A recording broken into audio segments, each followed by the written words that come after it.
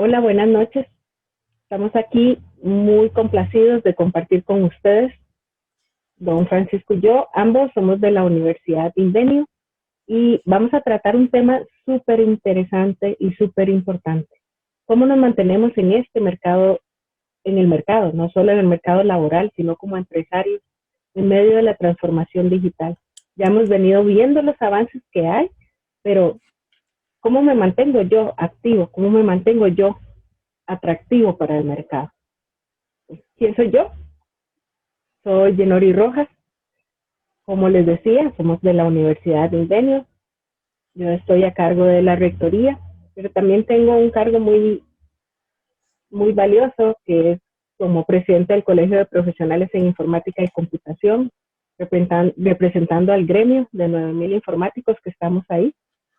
También pertenezco al capítulo de computación de IEEE, sección Costa Rica, y pertenezco al Comité de Educación de CR Digital. En CR Digital estamos para servirles, somos un grupo de empresas profesionales que queremos ayudar al país y que estamos a su disposición para que nos contacten y juntos podamos llevar a Costa Rica más allá. Don Frank. Buenas noches, mi nombre es Francisco Vargas. Yo soy fiscal del Colegio de Profesionales en Informática y Computación. También pertenezco a la IEEE en la división de Comsoc. Para la sección de Costa Rica soy el Vice Chair. Pertenezco a la Asociación de Informáticos del Mundo, que se llama AIS, Association for Information System. Y también soy profesor de la Universidad de Invenio. Bueno, como les decía, juntos estamos aquí para compartir con ustedes y darles ideas y que discutamos juntos cómo hacemos para permanecer en el mercado. Y es que, ¿qué ha pasado, Frank? ¿Qué cosas han pasado y que nos han puesto en jaque y que nos ha dado susto? ¿Y ahora qué hago, verdad? ¿En qué trabajo? ¿Va a haber trabajo para mí? Y entonces, por ejemplo, lo que pasó en 1814, que hubo huelga cuando llegó una imprenta a London Times y la gente, y estaba la imprenta, ¿verdad? Se usaba con maquinaria, pero llegó una impresora que era súper rápida y que iba a sustituir un montón de personas. ¿Y qué pasa en esas cosas cuando llegan las innovaciones? Nos da miedo, entonces hubo una huelga, pero ¿de qué resultó eso? Que como se podía producir más rápido, se generaron más periódicos, y entonces al generarse más periódicos, ¿qué se produjo? Hubo más periodistas. Y Frank, ¿qué pasó cuando llegaron los automóviles? ¿Usted cree que hubo susto también? ¿No hubo susto? Fue bien interesante con la llegada de los automóviles porque eh, igual muchos pensaron que se iban a quedar sin trabajo. Y finalmente fue todo lo contrario. La industria del automóvil a nivel mundial es una de las que más genera empleo. Sin embargo, al principio todo el mundo dijo, nos vamos a quedar sin trabajo. Especialmente los que jalaban carruajes, ¿verdad? O los que cuidaban Sí, caballos. Ahora, los que hacían los herreros. Imagínense el susto. ¿Y ahora yo qué voy a hacer, verdad? claro.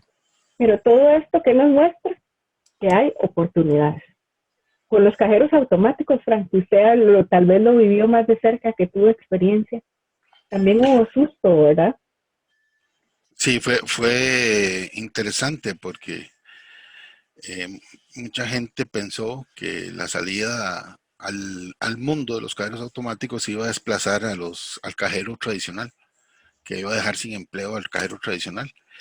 Y fue todo lo contrario, todo lo contrario, porque más bien con los cajeros automáticos aparecieron nuevos puntos de oportunidad o puntos de venta, como le dice el banco.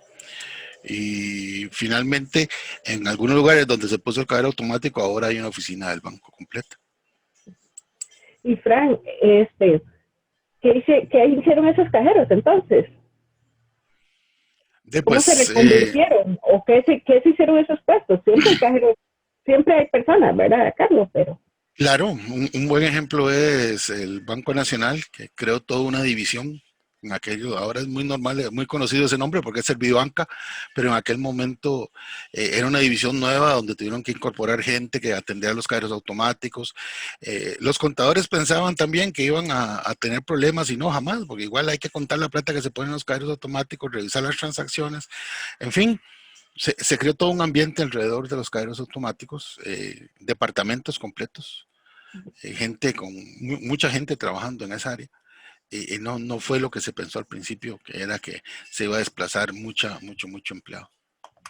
Y entonces va a pasar lo mismo con la transformación digital, con la cuarta revolución industrial, o va a ser lo que dicen los estudios, que desde el 2013 ya nos están diciendo que no van a haber, va a haber 47% menos de los empleos en Estados Unidos, que también que los oficinistas y los manufactureros no van a estar, no van a tener trabajo.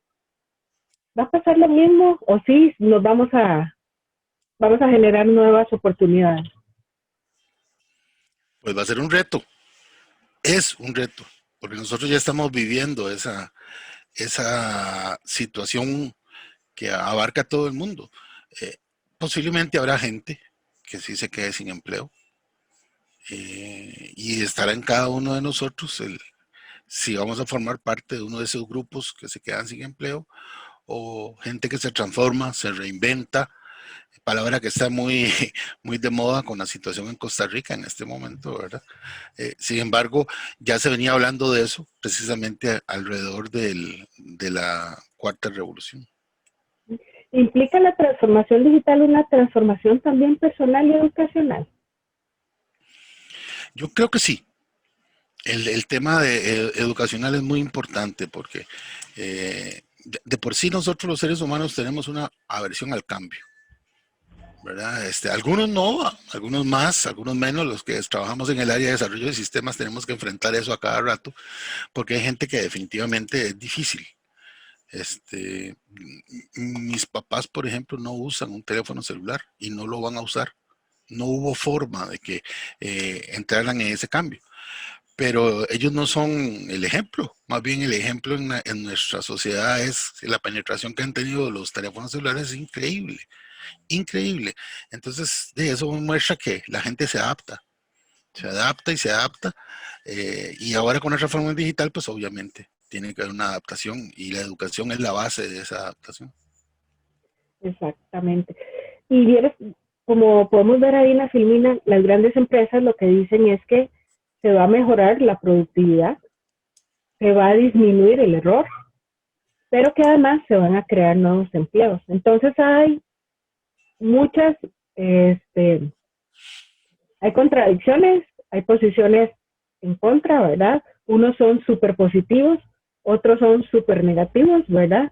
Pero sin embargo hay una realidad, que, que el mundo está cambiando, que ya no es lo mismo, que estamos utilizando otros dispositivos, que hay tecnología nueva y que además puede suplantar nuestro trabajo. Voy a ponerles este video.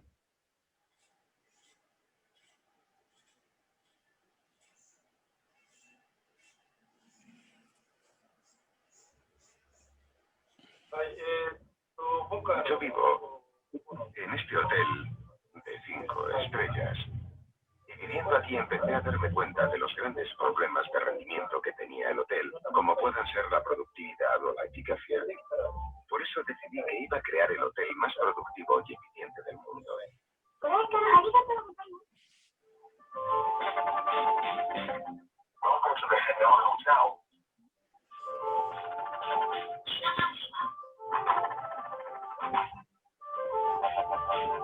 Bueno, este es un hotel en Japón donde es atendido totalmente por robots. Entonces, esto quiere decir que debemos asustarnos, que los robots nos pueden reemplazar o no, que son solo robots como máquinas o hay otro tipo de robots. ¿Qué pasa cuando estamos en un chat en un banco? ¿Quién nos contesta? ¿Nos contestan las personas o ya hay un robot atrás contestándonos con las preguntas frecuentes? ¿Cómo nos damos cuenta, Fran, además, si es un robot de esos o es una persona? Sí, y bueno, ahora hay tanto producto de software que busca automatizar ciertas labores hasta llegar a lo que nosotros utilizamos como el término robot, ¿verdad? Lo que pasa es que estamos tal vez familiarizados a hablar del robot por las películas de ciencia ficción que vemos, ¿verdad? Entonces, pensamos en un robot de ese tipo. Sin embargo, ya desde hace algunos años estamos utilizando cierta automatización inteligente, le digo yo, ¿verdad?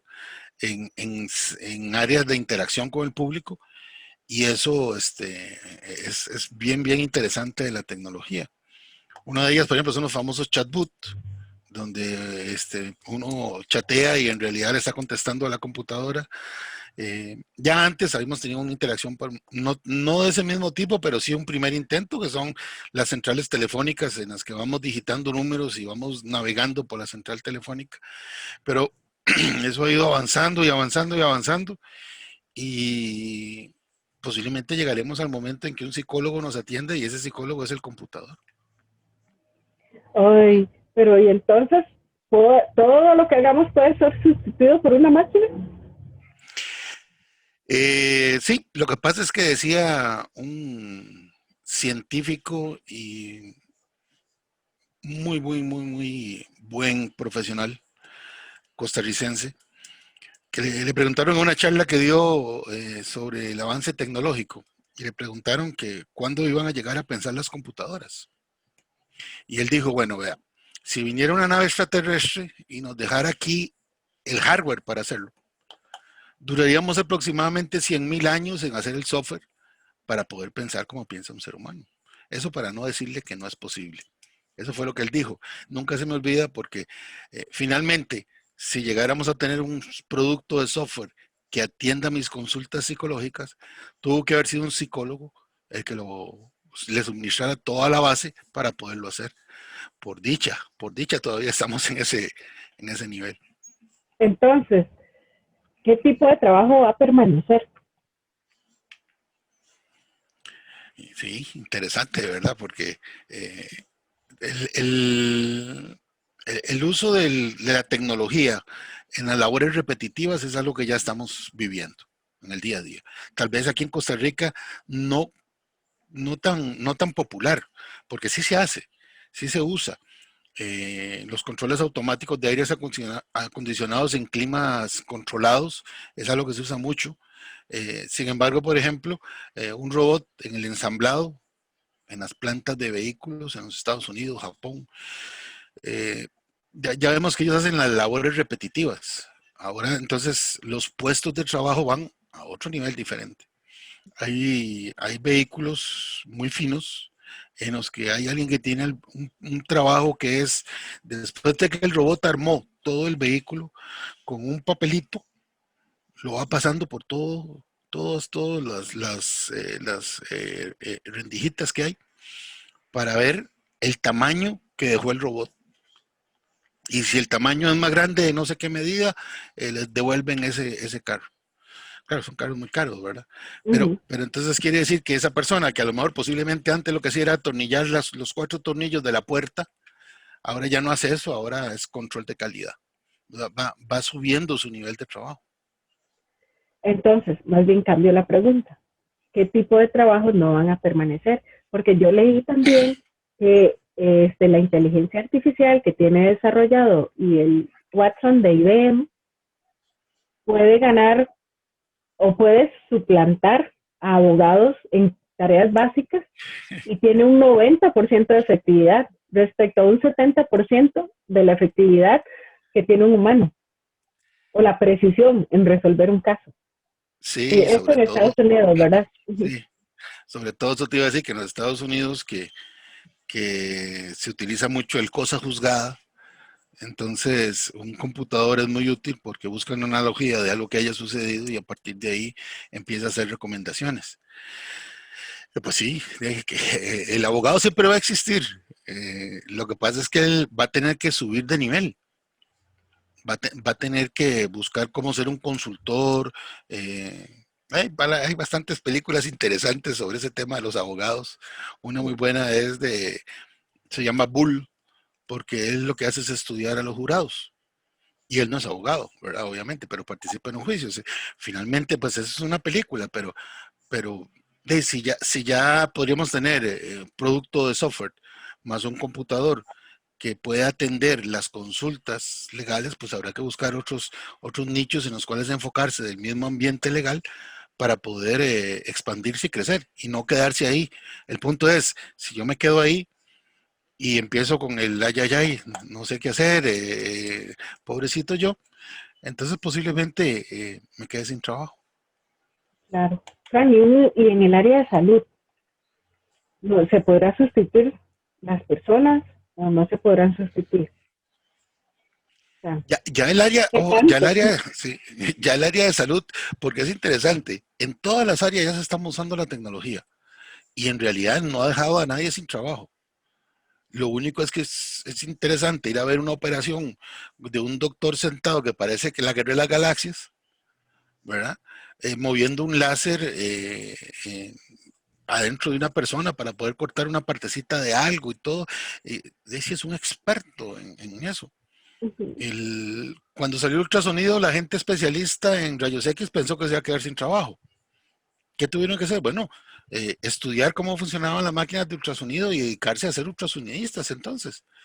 Y bueno, ahí están también los de rayos X, pero le queda a la persona el ir subiendo de nivel. En el salud es uno que utiliza mucho, mucho, mucho la tecnología. Y también Bien. hay muchas, muchas personas trabajando en salud. Y es que siguiendo con el ejemplo de IBM Watson, se lo preguntaba por eso, porque siguiendo con el ejemplo este de Watson, dice que en Estados Unidos también, Watson predice el cáncer con de, con un 80% de precisión, creo que era, respecto a un 60 o un poco menos de las enfermeras. Entonces, ¿en qué casos podemos usar esa inteligencia artificial o qué tan valiosa, por el contrario, qué tan valiosa es esta inteligencia social? ¿En qué caso el sentido común nos va a ganar respecto a la inteligencia artificial o la inteligencia creativa nuestra? Y qué gran punto acabas de tocar. El sentido común. Nosotros todavía no le podemos dar sentido común a una máquina. Yo siempre digo por dicha. Porque en el momento que ya lo tenga, entonces finalmente llevándola a su mínima y más sencilla expresión, un programa de eso lo que hace es hacer un montón de comparaciones contra situaciones que ya están dadas y se las dio un ser humano. El programa que, la parte de Watson, que hace detección de enfermedades, lo que hace es ir pidiendo una serie de características, un diagnóstico, tal como lo hace un doctor, y de ir comparando contra los millones de millones de millones de casos que puede tener almacenados. Y claro, tiene una certeza mejor que una enfermera, ¿verdad? Porque lo compara contra una base de conocimiento. Y el principio de esos programas es la base de conocimiento, precisamente. ¿Y de dónde sale la base de conocimiento? De nosotros, los seres humanos. Cierto. O sea, alguien la tuvo que haber alimentado. Claro. Bueno, pero ¿qué estrategias? Yo tengo la pregunta, ¿verdad? Y pienso que muchos deben estar pensando, bueno, pero ¿qué estrategias utilizo para no quedarme atrás? ¿Tengo que ir a la U o ya no se usa ir a la U? ¿Con solo cursos de actualización se puede? ¿Con solo cursos empresariales? Esto es para las empresas. Las empresas también, ¿qué deben hacer? ¿Cómo capacito a mis colaboradores? ¿O no los capacito y que ellos decidan qué hacen? ¿Verdad? Pero ¿qué pasa si no tengo capacitados a mis colaboradores? ¿Cómo avanzo? ¿Verdad? Solo lo que te preguntaba antes. ¿Solo voy a estudiar carreras de qué? ¿De ingeniería? ¿O puedo estudiar algo de ciencias sociales? ¿Qué tantas cosas? ¿Cómo podemos pensarnos estas cosas? ¿Cómo podemos plantearnos? ¿Cómo podemos decidir o cómo podemos tomar la mejor decisión? Yo sé que no hay nada escrito, pero ¿qué cosas, qué aspectos deberíamos tomar en cuenta? O sea, ¿cuándo sí voy a la U? ¿Cuándo no voy a la U? Si además, ¿para qué voy a ir? Si todo está cambiando tan rápido, ¿para qué voy a ir a la U? O sea, ¿o qué tipo de U debería escoger? O vuelvo y repito, ¿qué pasa si yo solo tengo un curso de actualización y ya yo llevé mi curso de inteligencia artificial y ya yo llevé mi curso de blockchain y yo sé más que ese profe que está ahí en la U. Entonces, ¿qué hago? O sea, no, tranquilo, cerremos la SU y vemos solo cursos de actualización. O sea, todavía es vigente el modelo universitario en esta transformación. Perdón, soy rectora, pero también tengo que pensármelo, ¿verdad? ¿Qué, qué es lo que le debemos ofrecer a la sociedad? ¿Qué es lo que le debemos ofrecer a estos muchachos y muchachas, a estos empresarios que están aquí con nosotros esta noche? ¿A qué estamos obligados como instituciones educativas a ofrecer a la sociedad? Yo sí creo que las universidades son necesarias. Hay una parte que no hay que dejar de lado. Yo tengo una hija de 18 años que ya se cree adulta. y, Oiga. y todavía está en la fase formativa. Entonces hay una responsabilidad de la universidad con respecto a la parte formativa del joven. Esa parte sigue vigente y creo que va a estar vigente siempre. Y unas cosas que a mí me encanta de dar clases en las universidades es precisamente tener la oportunidad de ayudar en esa formación de los jóvenes como adultos, para bien. Esa parte es muy importante. Pero de ahí, ahora sí viene un reto tremendo, ¿verdad? Que es, ahora, ayudarle a este joven a que se prepare para enfrentar la vida, dándole una herramienta o herramientas, que lo que al principio era muy fácil. Formemos abogados y formemos doctores, formemos ingenieros, pero ahora no solo hay que pensar en eso. Hace un tiempo se puso de moda el término de habilidades blandas y entonces todo el mundo empezó a ver cómo hacía para promover las habilidades blandas en las personas. Entonces sí, hay bastante donde desarrollar con el tema universidades. Lo mismo en las empresas, ¿verdad? También las empresas tenían un plan de capacitación que ha estado ahí por años y que ahora enfrenta una reingeniería completa, precisamente porque si bien es cierto la empresa se mantiene, tal vez la misma empresa como tal se está reinventando. Entonces uno se pone a pensar tal vez como dueño de una empresa hacia dónde quiero guiar la educación de mis empleados. ¿Qué quiero que sepan? ¿En qué les ayudo a crecer como personas? A mí me hace gracia estar en esas charlas, gracia de la buena, de los coach, ¿verdad? Porque ellos transmiten positivismo, ¿verdad? Pero finalmente uno como dueño de empresa tiene que ver cómo transmitir ese positivismo a sus empleados y ayudarles a crecer para que la empresa esté bien. Entonces ahí también las empresas se enfrentan a un reto. Y no son solo las carreras de tecnología, porque igual otras áreas, tal vez no tan tecnológicas, se ven afectadas y tienen que ver cómo se reinventan. ¿Qué giro podemos dar nosotros como individuos, nosotros como empresa, para poder meternos desde el punto de vista de educación en esta transformación? O desde mí mismo, ¿verdad? Que va más allá de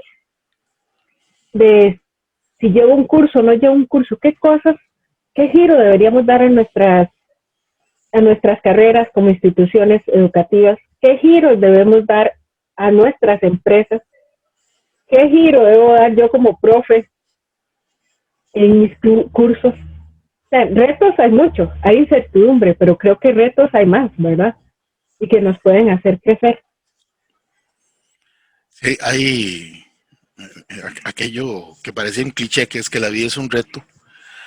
Ahora cobra mucha vigencia, ¿verdad? Porque todo este cambio tecnológico hace que enfrentemos un reto que es precisamente adaptarnos a este cambio. El que se adapte sobrevive, el que no se adapte no va a sobrevivir al cambio que ya tenemos encima. Sí, y cada uno tendrá que abrir sus horizontes, ampliar su forma de pensar. Algunos de nosotros ya con cierta edad posiblemente estábamos tranquilos, ya ni siquiera estudiaba uno mucho, repasaba uno mucho, y ahora cambia otra vez. Ahora me hace gracia porque yo llevé un cursillo de Internet de las Cosas la otra vez ahí para que dio Cisco, para ver cómo era, ¿verdad? Y yo pensaba para mis adentros, no, es que sí, ahora a uno le llegan ese montón de ofertas de cursos, también está la educación formal como la universidad, en fin, hay opciones y alternativas para no quedarnos botados en esto de la transformación digital. Entonces está en cada uno el ponerse ahí a estudiar, a repasar, a leer, fomentar ese hábito que es tan bueno y que a algunos nos cuesta mucho, sacar tiempillo para ponerse uno a leer toda la información que hay ahora, porque ahora hay mucha información.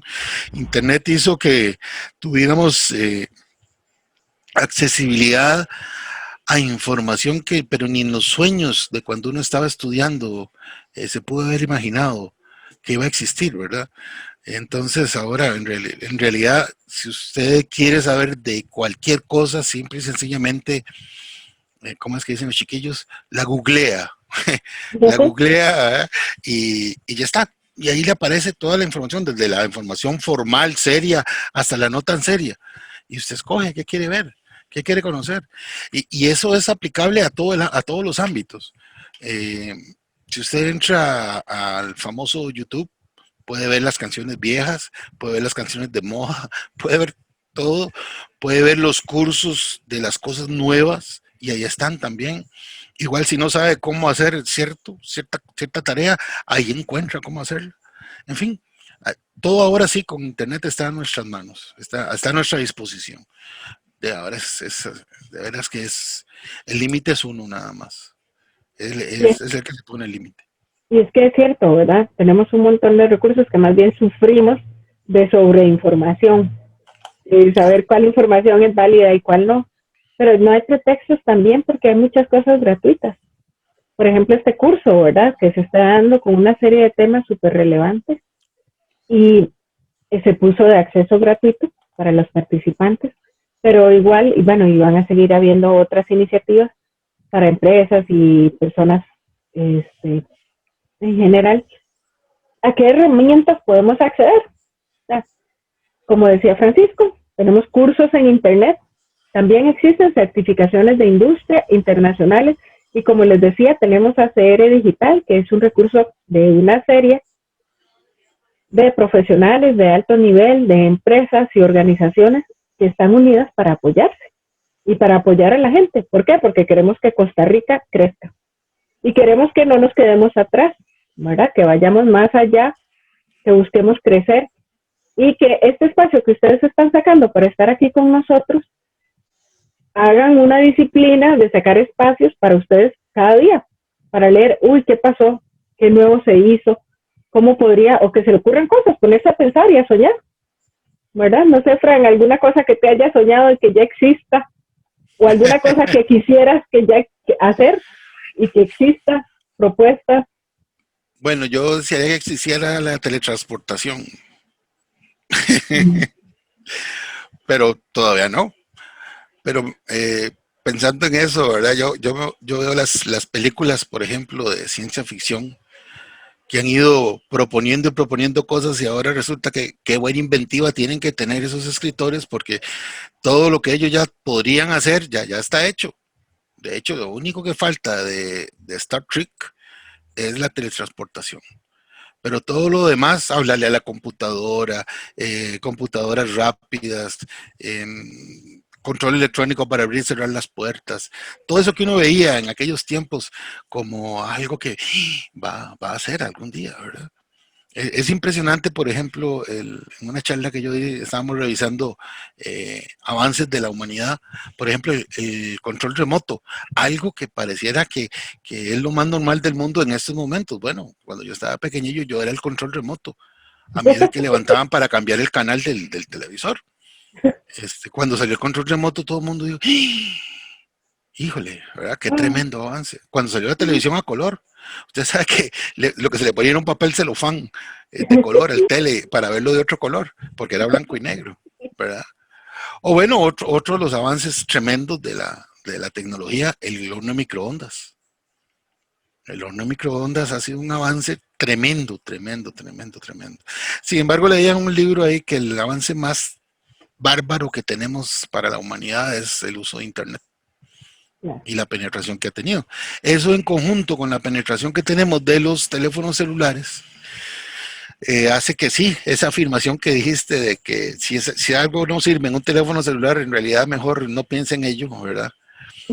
Es muy cierta porque una de las cosas que ha acelerado el tema de transformación tecnológica es la accesibilidad a los teléfonos inteligentes, ¿verdad? Entonces ahí sí, ahí tenemos una herramienta, una computadora en la mano, pero una computadora que está en la mano de gente que tal vez ni siquiera tiene acceso a un computador normal, ¿verdad? Entonces, es un ambiente, es una perspectiva, perdón, no un ambiente, una perspectiva diferente a la que pudimos haber pensado hace 40 años cuando dijimos, bueno, sí, tal vez la penetración de la computación va a ser un margen en la sociedad.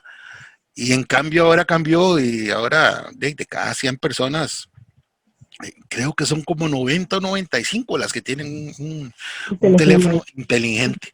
O sea, un teléfono con capacidad de procesamiento electrónico de datos. Y entonces sí, cuando hablamos de transformación digital y otras cosas, y que tal vez un impedimento hubiese sido hace muchos años el hecho del uso de la tecnología, ya andamos una mano, una herramienta tecnológica súper sofisticada y avanzada. Es el teléfono, y tal vez no la valoramos así, pero esa es la realidad. Yo vuelvo a ver mi teléfono y qué barbaridad, eso es una obra de arte, el teléfono. Una ¿Y obra qué de lo arte. usamos? ¿Cuánto lo usamos, no? Ajá, correcto. También. Pensando en esto de los cursos en Internet, y si yo tengo un teléfono móvil, bueno, y hasta las certificaciones internacionales, nosotros podemos, ¿qué plataformas me sugeriría o le sugeriríamos a los que están aquí con nosotros esta noche que puedan acceder?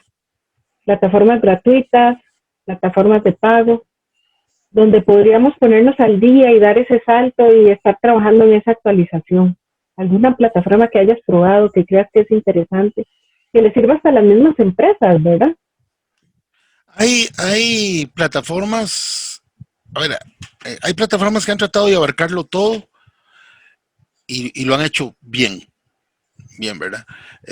Caso de Teams, que es una plataforma que, si bien es cierto, tiene la parte virtual, también tiene la parte de gestión y ayuda para los profesores con los cursos. Eso me encanta. Hay otras que están especializadas nada más en esto, en la parte de virtualización para conferencias, teleconferencias, como Cisco Webex o el mismo Zoom. Esas de lo que han ido es, el otro día leía sobre Zoom que ha habido tal crecimiento, ¿verdad? Que ni ellos mismos lo pensaban con esto de la pandemia, ¿verdad? Entonces eso los ha obligado a ellos a reinventarse y reinventarse con ciertas cosas porque nunca estuvo pensado ese crecimiento no exponencial, es que es más que exponencial, ¿verdad? De la cantidad de usuarios de la herramienta. Pero una opción interesante, sobre todo para los empresarios, y que es digna de ser evaluada, es la opción de los productos open source. Hay una serie de productos open source y básicamente es usted googlea, me hace gracia a mí esa palabra, usted googlea y pone qué quiere hacer y a la par le pone open source y entonces va a ver qué herramienta de open source está ahí. Open source significa que es una herramienta con una licencia que usted puede utilizar sin necesidad de pagar. Que la gente especializada en el tema open source se molesta cuando uno dice que es gratis o regalado. No es que es gratis o regalado, sino que es una licencia, porque tiene licencia, solamente que es una licencia que usted puede utilizar. Y entonces ahí sí hay una serie de plataformas, incluso hasta el tema de conferencias virtuales, hay un producto open source para hacerlo y pues por ahí también podría hacerse. Entonces, finalmente, si yo quiero cursos de internet, darlos, impartirlos, por ejemplo, hay una herramienta open source para hacerlo también. Y si no sé cómo usarla, entonces me voy a YouTube y en YouTube hay un curso que dice cómo se usa esa herramienta. Entonces, sí, ahora es uno el que No hay se limita nada pretexto, más. no hay No, pretexto, ya no hay pretexto. Si tuviésemos que hacer un llamado a la acción, yo creo que como juntos, como es ahora que les pedí que se anunciaran, también hago un llamado a que contribuyamos al cambio, a que contribuyamos con la sociedad. Ha dejado esta pandemia muy, muy, muy claro que tenemos una gran brecha digital en Costa Rica. Tenemos muchas zonas regionales y no solo zonas regionales, ¿verdad? Hasta, como Francisco me lo ha dicho varias veces y que lo ha estudiado para la educación, el impacto en la educación, hay un montón de estudiantes del Valle Central, ni siquiera de zonas alejadas, que no tienen acceso a tecnología o no tienen conectividad apropiada. ¿Qué podemos hacer nosotros como profesionales? ¿Qué podemos hacer como estudiantes? ¿Qué pueden hacer las instituciones educativas? Y es que dijo el Fondo Monetario Internacional en un estudio que presentó en el 2018 que la automatización es muy buena para el crecimiento. Y sí, lo vemos con Watson, que da un 90% de precisión en resultados de los abogados y un 80% para las enfermeras. Lo vemos con el ejemplo del hotel que puse. Ahí, imagínense que esos empleados no se van a incapacitar, no les duele la espalda, no se enojan porque un cliente les gritó, ¿verdad? Ya va a tener un montón de efectos en la productividad para la empresa. Pero dice, ¿verdad?, que es muy buena para el crecimiento, pero muy mala para la equidad. Entonces, pensamos así. Yo creo que todavía estamos a tiempo nosotros de tomar acciones al respecto, de trabajar en aspectos éticos y legales, lo que les decía, de trabajar en proyectos en zonas regionales. Y para los que están estudiando, los que están en la universidad, si no han hecho el trabajo comunal universitario, empiecen a pensar en cómo pueden sacar provecho de sus trabajos comunales. Son 150 horas para los de privadas, 300 horas para los públicos. Los que están en el colegio no sé cuántas horas son, pero son también bastantes. Imagínense que le saquemos provecho a todos esos trabajos comunales, llevando capacitación, llevando nuevas ideas a las regiones, a donde no se está invirtiendo, a los empresarios, pudiendo apoyarlos. Ayudemos con, no sé, se me ocurre, a los pequeños empresarios con la parte de comercio electrónico, con mercadeo en línea. Muchas cosas podemos hacer desde los trabajos comunales. Pero creo que el llamado a la acción, ¿verdad?, en este momento, de mi parte, es contribuyamos nosotros para que la transformación se dé en nuestro país y de donde quiera que estemos de la manera más equitativa posible, que no seamos nosotros el que generemos esa brecha, sino nosotros los que busquemos una solución con balance. No sé si Frank quisiera apoyar alguna parte, tal vez lo que siempre hemos comentado, ¿verdad?, lo que está pasando ahorita en medio de la pandemia con la gente que no tiene acceso a conectividad. Sí, el tema de equidad es un tema del que podríamos hablar toda la tarde, toda la noche, y al final de todos modos siempre terminaríamos concluyendo que no hay equidad, que no existe la equidad, ¿verdad? Entonces, cada uno de nosotros tiene que poner su granito de arena en la medida de su posibilidad. A mí me invitaron a dar una charla allá cerquita con la frontera con Nicaragua, ahí del lado de los Chiles. Y fue bien interesante, porque llegó mucha gente. Íbamos a hablar de Wi-Fi y según yo iba a ser muy técnica la cosa y no fue nada técnica. Sin embargo, fue muy bonita y muy interesante.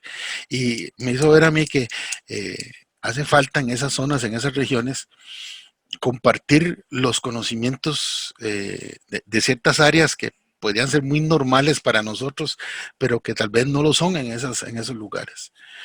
Había una señora, por ejemplo, que tenía un negocio, entonces estaba muy interesada en ver cómo hacía para poder tener facturación en computadora, le decía ella. Sí, claro, estuvimos conversando de ese tema. Otra gente que lo que quería era tener una red. Y así van los temas tecnológicos que van surgiendo, sobre todo en las zonas regionales.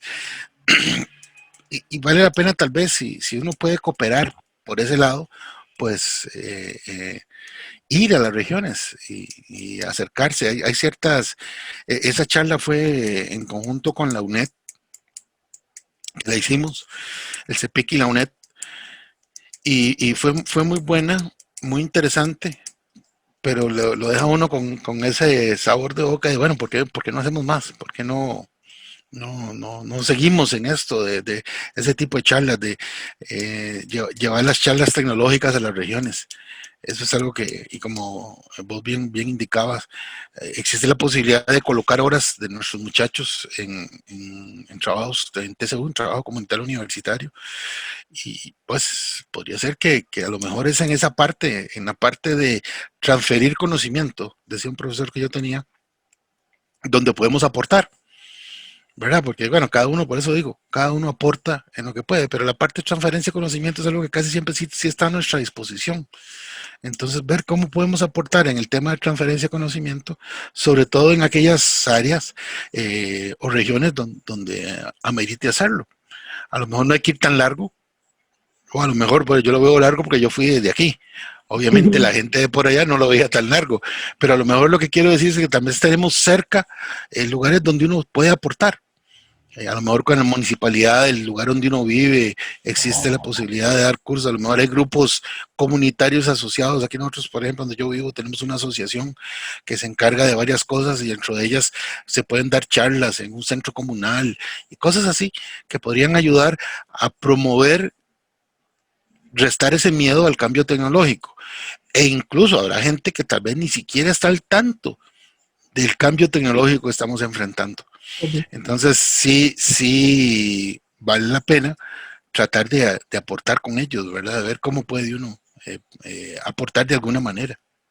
Claro, y es que dentro de la educación, como veíamos, no solo está la parte de educación formal de una universidad o de un curso certificado, sino es esta parte que nosotros podemos apoyar, esta transferencia que podemos generar, y creo que es parte del espíritu de este tipo de iniciativas, ¿verdad? Que entre todos generemos más conocimiento y entre todos nos apoyemos. Y como conclusión, más que conclusiones, quiero leer un extracto del libro de Andrés Oppenheimer, que es desde el 2017, ya está viejito, pero imagínense que lo que dice, la educación es y será cada vez más el secreto de la supervivencia laboral y de la prosperidad individual. La sociedad se dividirá en 3 grandes grupos. Una élite que será capaz de adecuarse constantemente al avance de la tecnología y ganará cada vez más dinero. Y esa es la élite que nosotros queremos que todos los que estamos aquí pertenezcamos.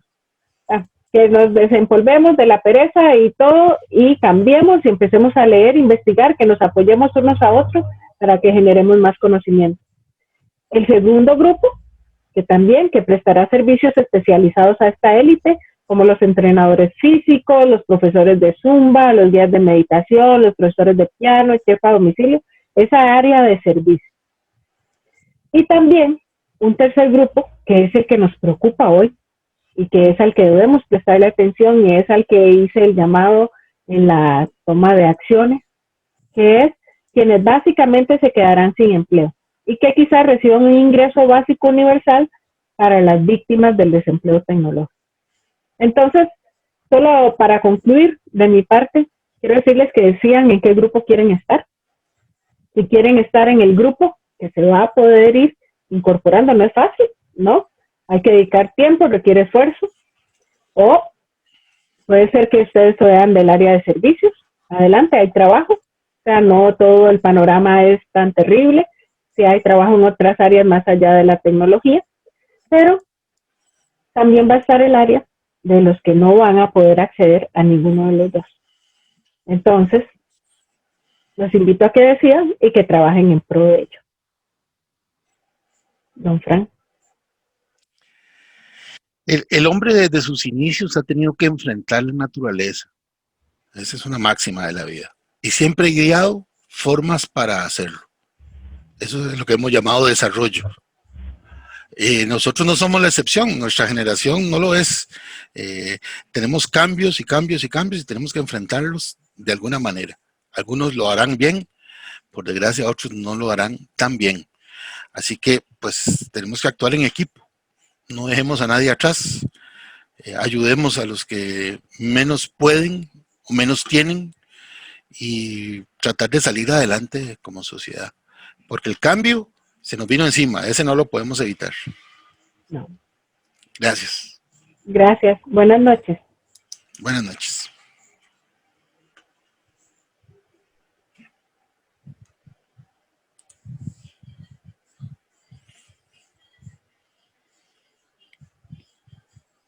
Buenas noches, Frank. Muchísimas gracias por habernos acompañado esta noche. Bueno, buenas noches. Gracias a ti por invitarme. Pura vida. Bye, Gracias bye. por los aportes. Chao.